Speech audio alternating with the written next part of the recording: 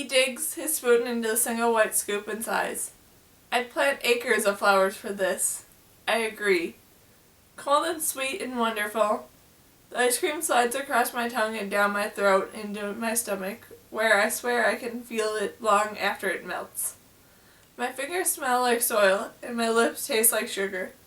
And I'm so awake right now, I wonder if I will be able to sleep tonight. Xander holds out his last spoonful towards me. No, it's yours, I say, but he insists. He is smiling and generous, and it seems ungracious to push his hand away, so I don't.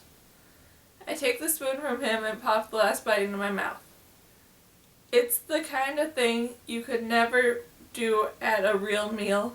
Share food, but it is acceptable tonight.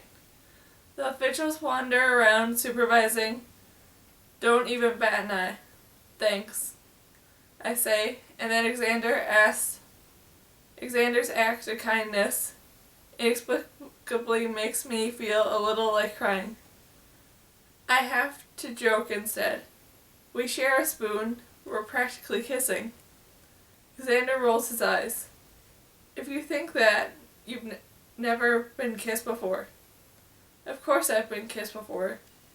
We are teenagers, after all. Until we're matched, all have crushes and flirts and play kissing games. But that's all they are, games. Because we know we'll be matched someday, or we stay single and the games will never end. Was there anything in the guidelines about kissing? Anything I should remember? I ask, teasing Xander. I see an answering look of mischief in his eyes as he leans a little closer. There are no rules about kissing, Cassia. We're matched. I've looked at Xander's face many times, but never like this. Never in the almost dark. Never with a feeling about my stomach and my heart that is 2 parts excitement and 1 part nervousness. I glance around, but no one looks at us. And even if they did, all they would see is 2 shadowy figures sitting rather close as the evening dims. So I lean closer too. And if I need any more confirmation that the society knows what they are doing, that is the match for me. A taste of Xander's kiss would convince me. It feels right, sweeter than I expected. A chime rings across the schoolyard as Xander and I pull back, looking at each other. We still have an hour of free rec time left, Xander says, glancing down at his watch. His face opens, unembarrassed. I wish we could stay, I say, and I meant it.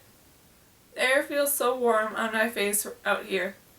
It feels the real air, not chilled or warm for my convenience.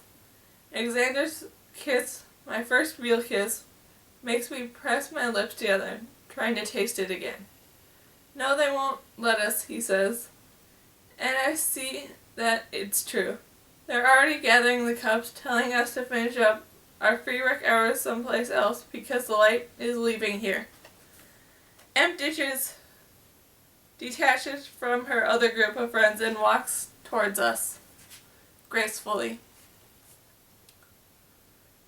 They're going to see the end of the showing, she says, but I'm tired of that. What are you going to do?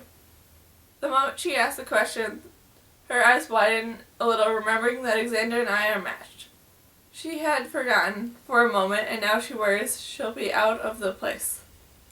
But Xander's voice warms easily, friendly. Not enough time for a game, he says. There's a music hall near here. 1 stop over. Should we go there? Em looks relieved, glances at me and makes sure that it's all alright. I smile at her. Of course it is. She's still our friend. As we walk to the AirTrain stop, I think about how there were once more of us. Then Kai got his work assignment, then Piper. I don't know where Sarah is tonight. Emma's here, but there will come a time when she leaves too, when it's just Xander and me. It's been a long time, months even, since I've been to a music hall. To my surprise, This one is filled with blue-clothed people, the workers, young and old, who have finished their late shift. Suppose this happens often. With only a little time left, where else do you have to go? They must stop here on their way back from the city. Some of them sleep. To see my surprise, heads tip back, tired. No one seems to mind. Some talk. Kai's here. I find him almost immediately, in the sea of blue, almost before I knew I was looking. Kai sees us too. He waves but doesn't stand. I slide into the near seat. Em and Xander, me. Em asks Xander about his experience at the match banquet, searching again for assurance. And he starts telling her the funny story about no one knowing how to put his cufflinks on that night and how the tie is crafted. I tried to keep from noticing Kai, but somehow I still see when he stands up and edges his way towards us. I smile a little when he takes a seat next to me. I didn't know you like music so much. I come here a lot, Kai says. Most of the workers do, as I'm sure you've noticed. Doesn't it get boring? The high, clear voice of the woman who sings the song wins above us. We've heard the 100 songs so many times. They're different sometimes, Kai says. Really? They're different when you're different. I'm not sure what he meant, but I'm so distracted suddenly by Xander pulling my arm. Em, he whispers. I look at Em. She's shaking, breathing fast. Xander stands up and trades seats with her, guiding her, shielding her with his body so that she is on the inside of our group instead of on the edge. I lean too, instinctively helping to hide her, and soon Kai presses next to me, blocking her too. It's a second time we've touched. Although I'm worried about Em, I can't help noticing it. I can't help but want to lean into him a little, in spite of the fact that I still feel Xander's kiss on my lips. We closed around Em, now hiding her. Whatever's happening, the less people who see it, the better. For Em's sake, for ours. I glance up. The officials in charge of the music hall hadn't noticed us yet. So many people here, and most of them workers, requiring a closer eye than students. We have a little time. Let's get our green table, Xander says to Em gently. It's an anxiety attack. I've seen people in the medical center who have them. All they have to do is take their green tablet, but they're so scared they forgot. Even though his voice sounds confident, he bites his lip. He seems to worry for Em, and he's not supposed to say too much about his job to others who don't share his vocation. You can't, I whisper. She took it earlier today. She hasn't had the time to get another one yet.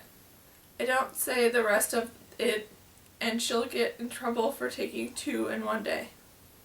Xander and Kai exchange glances. I've never seen Xander hesitate like this. Can't he do something? I know he can.